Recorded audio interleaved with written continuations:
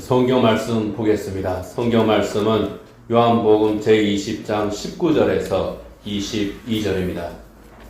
요한복음 제20장 19절에서 22절 말씀 제가 봉독하겠습니다.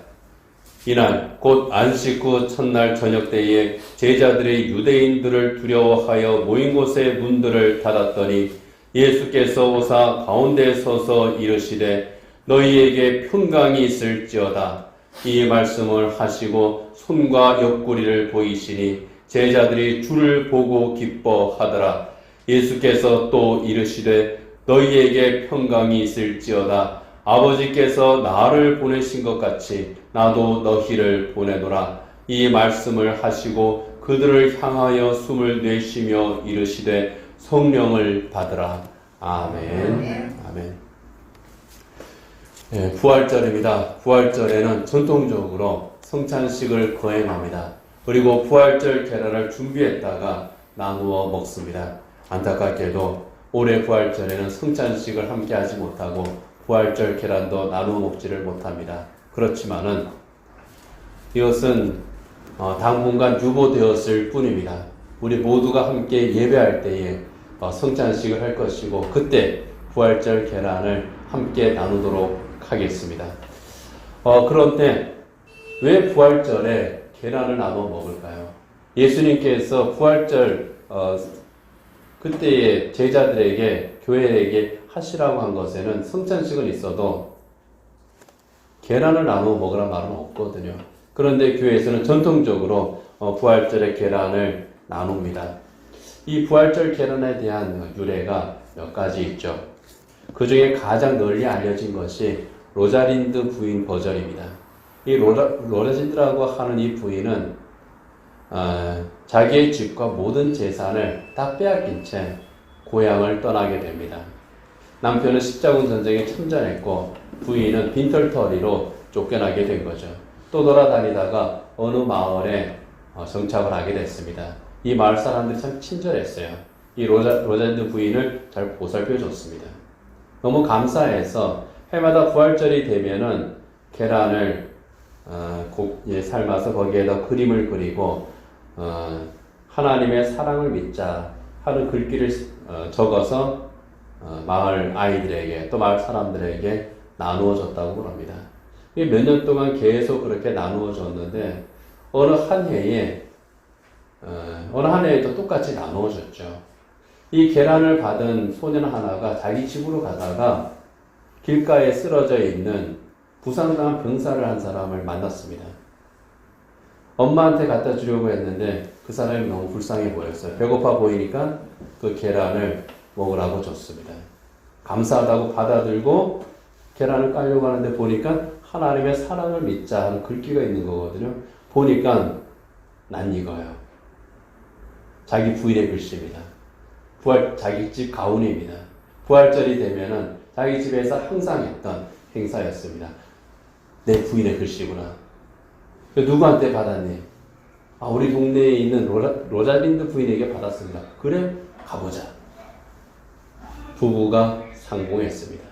그리고 그곳에서 함께 살면서 해마다 부활절이 되면은 이 부활절 계란 똑같이 만들어서 나누어 준 데서 유래가 됐다고 그럽니다. 참 감동적인 유래죠. 또 하나의 유래도 있습니다.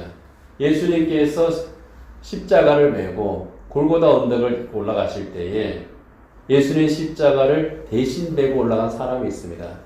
구레네 시몬입니다. 교회 전승에 의하면은 이 구레네 시몬의 직업이 계란 장수였답니다. 구레네 시몬이 예수님 십자가를 메고 대신 골고다 언덕을 올라가고 자기 집으로 돌아갔습니다. 자기 집에 돌아갔더니 닭들이 계란을 낳았어요. 그 계란이 특이했습니다. 무지갯빛 계란입니다. 내가 예수님 십자가를 대신 메고 갔더니 하나님께서 우리에게 이런 복을 주셨구나. 무지개는 희망의 상징이잖아요. 하나님께서 우리에게 소망을 주셨구나. 그래서 계란을 나누기 시작했다는 겁니다. 전해오는 얘기입니다. 그 외에도 여러 가지 부활절 계란에 대한 이야기가 있습니다. 그렇지만은 부활절에 계란을 나누는 가장 큰 이유는 계란이 가지고 있는 상징성 때문입니다. 병아리가 계란 껍질을 뚫고 나오는 것처럼 우리 예수님께서 무덤문을 열고 나오셨다는 겁니다. 그런 의미가 있습니다. 그래서 부활절에 계란을 나누는 것은 예수님의 부활을 상징하는, 그리고 부활의 기쁨에 참여하는 그런 의미가 있습니다. 그래서 전통적으로 보면은요, 부활절에 계란을 나눌 때에 이렇게 기도를 했습니다. 오 주여, 우리는 인자하신 당신께서 이 계란에 축복해 주시기를 청하며 당신 자녀들을 위하여 이것들이 유익한 음식이 되게 하시고 그들로 하여금 우리 주 예수 그리스도의 부활의 영광에 함께 참여하게 하소서. 이렇게 기도한 후에 부활절 계란을 나누었다는 거죠. 아쉽게도 우리는 그렇게 부활절 계란을 나누지는 못하지만은 예수님의 부활의 영광, 우리 주님께서 부활하신 이 부활절에 부활의 영광에 함께 참여하는 저와 여러분 되기를 원합니다. 아멘. 이번 부활절 그 어느 때보다도 참 마음이 무겁습니다. 또 착잡합니다. 저뿐만이 아니라 모든 성도 여러분들이 그럴 줄 압니다. 정말 눈에 보이지도 않는 이 바이러스, 스스로는 생명체도 되지 못하는 이 바이러스가 엄청난 영향력을 가지고 전 세계를 완전히 혼돈 상태에 몰아넣었습니다. 오늘만 해도 우리는 사회적 거리두기 정책 때문에 정상적인 부활절 예배를 드리지를 못하고 있습니다. 교회와 또 가정에서 예배할 수밖에 없습니다. 이런 것을 생각하면 참 마음이 무겁죠. 빨리 모여서 예배했으면 좋겠다 싶습니다. 정말 우리는 오직 주님만을 바라봅니다. 오직 믿음으로 살기를 힘씁니다. 그리고 오직 하나님의 은혜에 감사하면서 정말 하나님 주시는 기쁨 안에서 살기를 원하지만은 눈앞에 닥쳐 있는 이 현실들, 점점 장기화되고 있는 이러한 사회적 거리두기가 우리를 지치게 만들고 있다는 거죠. 언제 어디에서 누구에게 감염될지 모르는 그런 불안감이 있습니다. 사회적인 피로감이 점점 더 커지고 있습니다. 그리고 경제적인 그러한 손실 때문에 생계에 부담을 느끼는 사람들 또한 많아지고 있습니다. 실직하는 사람들도 있습니다. 내가 지금까지 해오던 일들을 제대로 하지 못함으로 인해서 오는 그런 스트레스들이 있습니다. 모든 것이 비정상이기 때문에, 모든 것이 제한되기 때문에 이 마음이 가라앉고 또 우울감, 이러한 것들이 점점 커지고 있습니다. 이 사회가 전체적으로 침체되고 있는 거죠. 그래서 모두가 이 코로나19 빨리 종식되기를 원합니다. 그런데 이 코로나19가 종식되면은 모든 일들이 다 정상화될 것 같고 이제 일상생활의 평화가 찾아올 것 같은데 현실적으로는 또 그렇지 못할 것이라고 하는 것이 사회나 경제 전문가들의 진단입니다. 특히 경제 전문가들은 경제적으로 엄청난 시련이, 그 후폭풍이 닥쳐올 거라고 그럽니다. 대규모의 구조조정이 있을 거라는 거죠. 그렇게 경고를 합니다. 거기에 대비를 해야 된다고 그렇게 말을 하고 있습니다. 당분간은 대부분의 사람들이 참으로 힘든 그러한 시기를 맞이할 것 같습니다. 이러한 사회적인 위기, 경제적인 위기 앞에서 우리 교회 교인들도 예외가 아닐 것 같아요. 그래서 참 목사로서는 마음이 무겁고, 그래서 성도들을 생각하면서 하나님 건강 지켜주시고 저들의 삶을 지켜주시고 낙심하지 않게 하시고 영육간에 평안하게 하시고 주의 도우심으로 이 모든 것들을 잘 극복하고 승리하게 해 주십시오. 이것이 시시때때로 하나님 앞에서 드릴 수밖에 없는 목사의 기도입니다. 어느 때보다도 마음이 무겁고 착잡한 부활절이지만은 여러분, 이 부활의 아침에 또 이 무덤문을 열고 나오신 그 주님께서 만나셨던 바로 그들에게 주셨던 메시지, 정말 무겁고 착잡한 마음으로 불안하고 초조한 그런 마음으로 무덤을 찾아왔던 그리고 모여 있었던 그들에게 우리 주님께서 주신 메시지, 그것은 바로 평안의 메시지입니다. 부활의 주님께서 새 생명을 선물로 주신 것처럼 우리의 삶을 새롭게 하시고 회복시켜 주시고 참된 평안을 우리에게 주시기를 원합니다. 오늘을 사는 우리가 코로나19 때문에 참으로 불확실하고 또 불안한 그런 현실 때문에 마음이 무겁고 착잡하지만은 2000년 전에도 똑같은 마음을 가지고 있었던 그런 이들이 있었습니다. 마음이 무겁고 불안하고 혼란스러웠던 사람들, 예수님의 제자들이죠. 우리 기독교에서 가장 즐겁고 기쁜 날, 가장 은혜가 충만하고 복된 부활절, 그들은 우울했습니다. 깊은 슬픔에 빠져 있었습니다. 혼란스러웠습니다. 자기들이 믿고 따랐던, 자기들이 소망을 가졌던, 자기들이 기대했던 그 예수님께서 하루아침에 십자가에 못 박혀서 죽어버리신 겁니다. 앞으로 우리가 어떻게 해야 될지, 무엇을 해야 될지 막막했습니다. 그들에게는 절망의 날이었습니다. 그 슬픔과 절망 가운데 있던 제자들, 이 제자들 가운데에 몇 사람, 막달라 마리아와 예수님 어머니 마리아를 비롯한 몇 명의 여인이 이른 새벽에 예수님의 무덤을 찾아갑니다. 그런데 이 예수님의 무덤에서 뜻밖의 광경을 목격하게 되죠. 뭡니까? 무덤 문이 열려 있는 겁니다. 우리는 땅을 파서 이제 무덤을 만들지만 유대인들은 언덕에 구멍을 팝니다. 그리고 그 안에 무덤을 거지를 만들고 그리고 바깥에 큰 돌을 박았죠. 동굴 무덤입니다. 이 동굴을 막고 있던 돌이 굴려져 있는 겁니다. 무덤문이 열려 있는 거예요.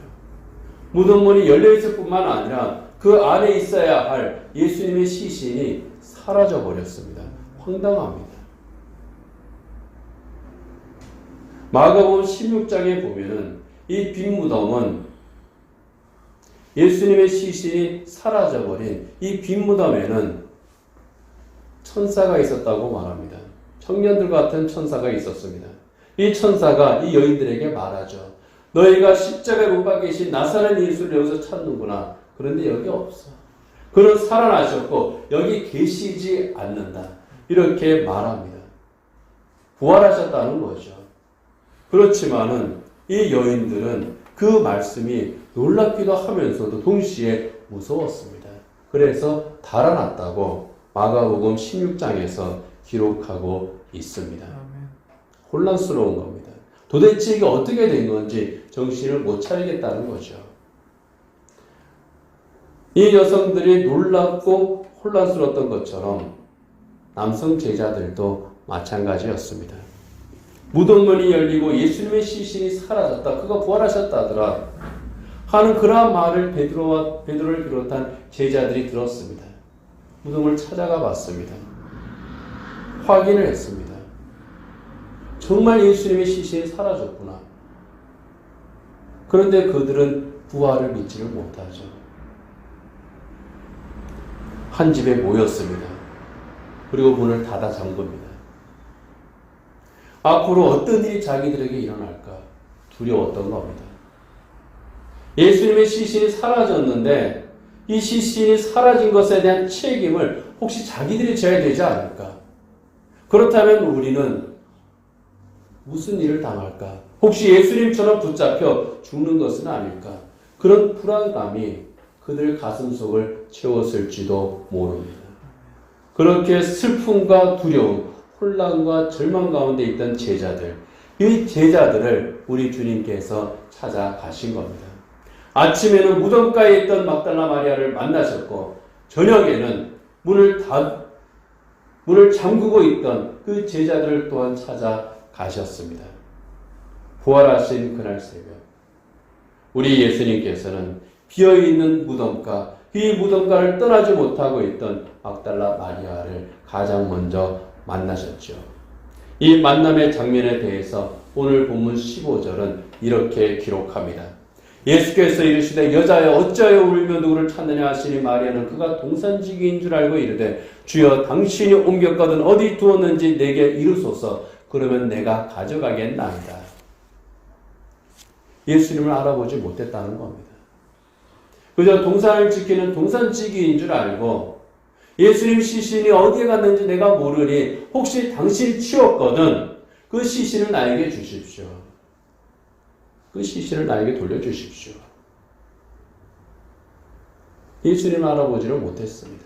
누구보다도 예수님을 잘 알고 예수님을 깊이 사랑했던 막달라 마리아였지만은 알아보지를 못했습니다. 그만큼 슬픔이 깊었다는 거예요. 그만큼 큰 절망 가운데 있었다는 겁니다.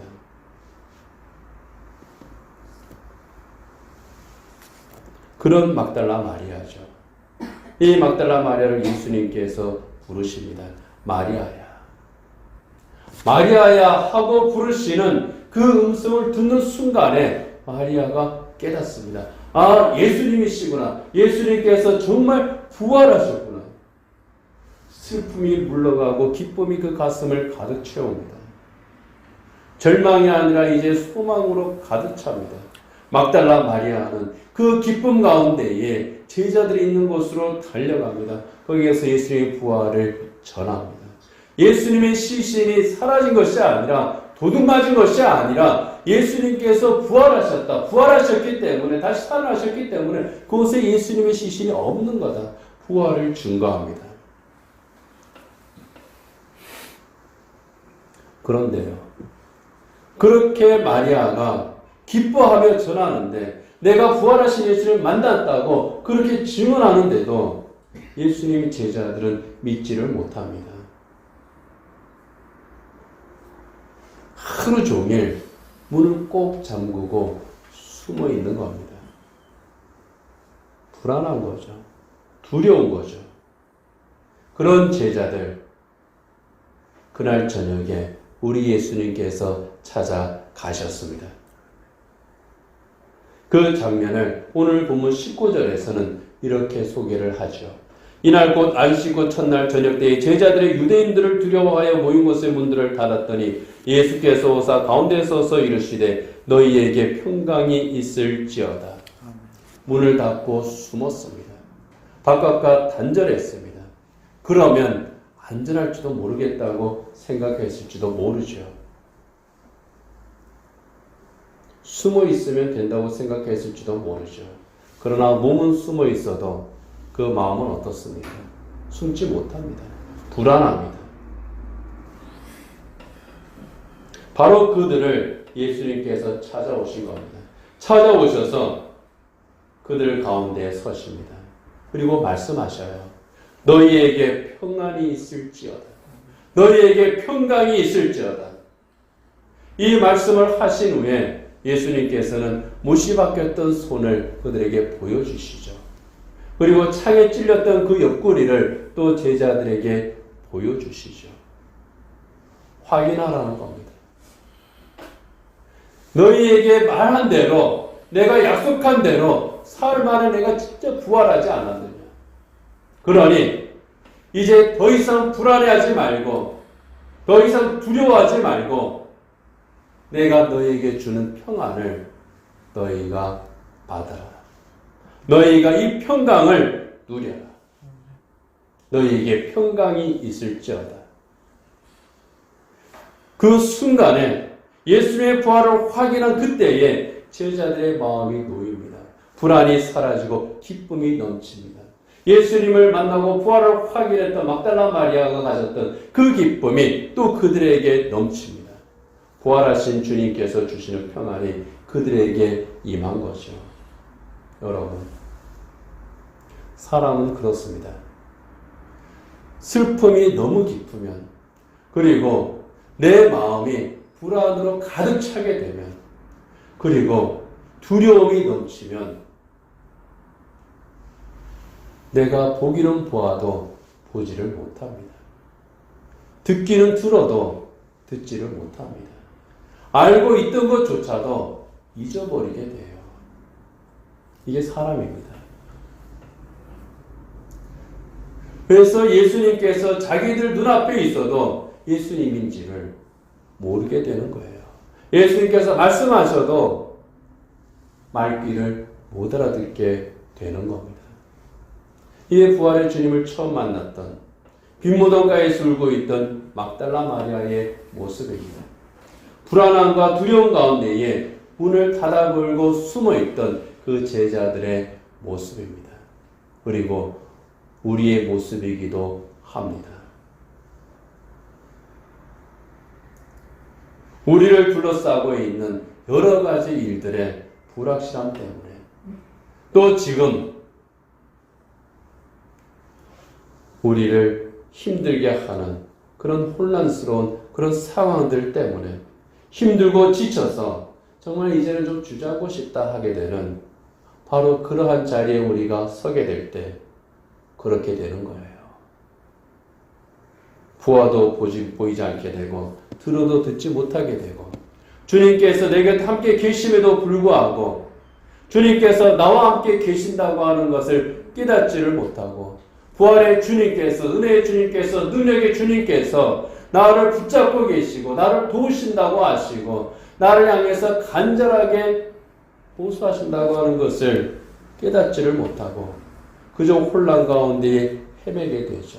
점점 더 불안의 포로가 되게 되고 마침내 길을 잃게 되고 마는 겁니다.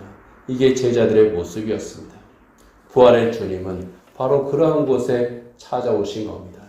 죄와 사망의 권세를 깨뜨리신 주님, 승리하신 주님, 우리의 구원을 완성하시고 새 생명을 주신 그 주님께서 슬픔에 잠겨있던 막달라 마리아를 찾아오신 것처럼 두려움 가운데에 문을 꽉 걸어 잠그고 숨어있던 그 제자들을 찾아오신 것처럼 오늘 불안함과 두려움 가운데 또 슬픔 가운데 있는 우리를 찾아오시는 겁니다. 그리고 말씀하시는 거죠. 평안할지어다. 너희에게 평강이 있을지어다. 이 주님께서 주시는 이 평안, 주님의 이 평강은요, 이미 예수님께서 제자들에게 약속하셨던 그 말씀입니다. 요한복음 14장 27절에 보면은 평안을 너희에게 끼치노니 곧 나의 평안을 너희에게 주노라. 내가 너희에게 주는 것은 세상이 주는 것과 같지 아니하니 너희는 마음에 근심하지도 말고 두려워하지도 말라. 평안을 너희에게 끼치노니 곧 나의 평안을 너희에게 주노라. 예수님의 평안, 예수님께서 주시는 평안, 예수님 안에 있는 평안, 이 세상의 것과 같지 아니한 저 하늘나라의 평안, 완전하고 영원한 평안입니다. 전쟁이 없고 다툼이 없고 두려움이 없고 불안함이 사라진 이러한 것들이 완전히 사라진 참되고 영원한 평안, 이것이 주님께서 주시는 평안입니다. 이것이 주님께서 주시는 평화의 복음입니다. 그래서 예수님께서는 평강할지어다 그렇게 축복하며 인사하시는 겁니다. 오늘 부활절입니다. 예수님의 부활을 기념하는 복된 날입니다. 이 복된 날, 이 부활절 예배에 함께하는 모든 성도들에게 주님께서 주시는 평강이 함께 하시기를 축복합니다. 코로나19 때문에 불안해하고 두려움 가운데 있는, 어려움 가운데 있는 모든 이들에게 우리 주님으로 말미암은 평안이 넘치기를 다시 한번 축복합니다. 여러분, 예수님께서는 제자들에게 두려워하고 있는 그 제자들에게 너에게 평강이 있을지어다, 평강이 있을지어다 그들에게 기쁨을 주신 후에 다시 우리 예수님께서는 반복합니다. 너에게 평강이 있을지어다. 아버지께서 나를 보내신 것 같이 나도 너희를 보내노라. 너희가 성령을 받으라. 여러분, 평강이 있을지어다 축복하신 후에 나도 너희를 보낸다고 말씀하십니다. 그러니 성령을 받으라고 말씀하십니다. 왜 그러셨을까요? 이 평강이, 주님께서 주시는 평강이 여기에서 머물러서는 안 된다는 겁니다. 흘러나가야 된다는 거예요. 흘러 넘쳐야 된다는 겁니다. 예수님께서 주시는 이 평강, 이 평안, 이것이 우리가 또 세상에 전해야 되는 메시지라는 거예요.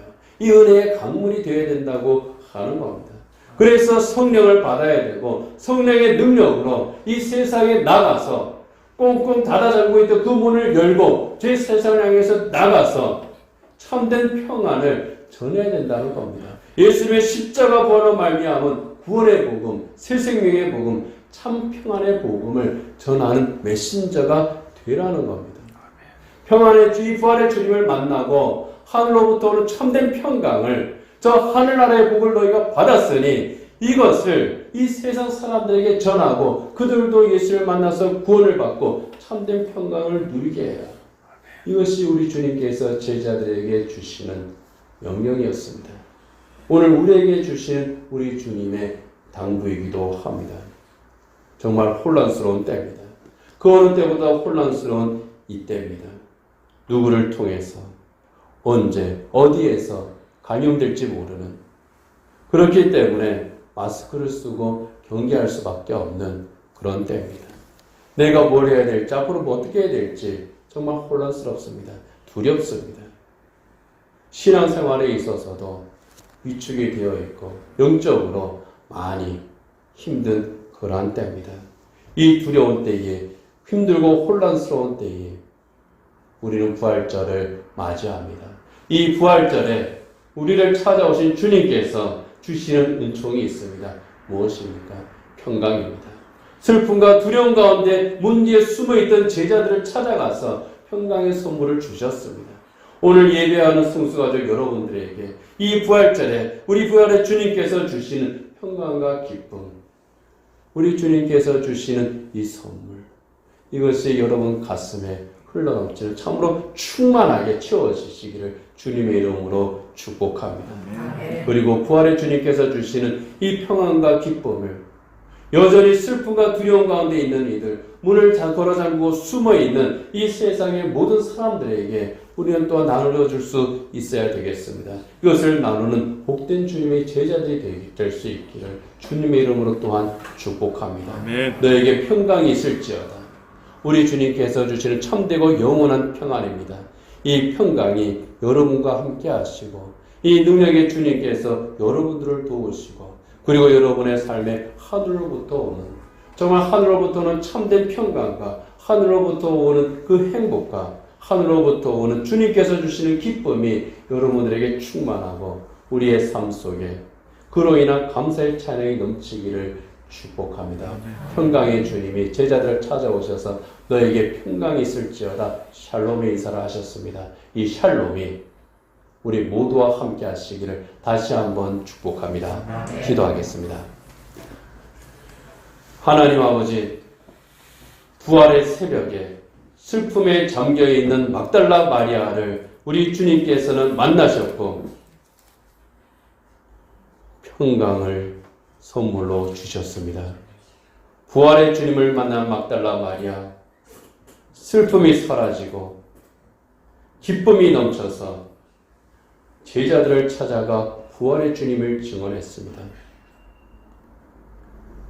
부활의 소식을 들었음에도 불구하고 여전히 불안해하며 두려워하고 있던 제자들, 문을 걸어 잠그고 숨어있던 제자들이었지만 우리 주님께서는 그들 또한 찾아가셨고 그들에게 평안의 복음을 전하셨습니다. 너희에게 평강이 있을지어다.